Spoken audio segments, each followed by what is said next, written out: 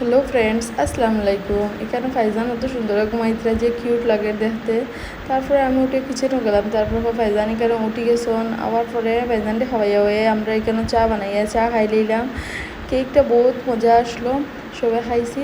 তারপর ফাইজানি এখানে আমার লগে বইয়ে গিয়ে গল্প করডা। আর আমার একটা পার্সেল দেওয়া আসলো, তো ফাইজানে এখানে পার্সেলের ব্যাগ লইয়া বাড়ি গেছন। আপনারা যারা যারা ঈদের আগে ড্রেস লাগে তাড়াতাড়ি করে অর্ডার দিলে বা করে নাইলে ঈদের আগে আমরা পৌঁছাইতে পারতাম না।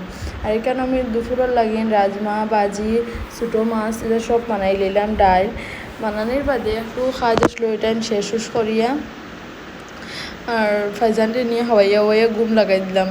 তারপরে আমরা দুপুরের খানির টাইম হয়ে গেল।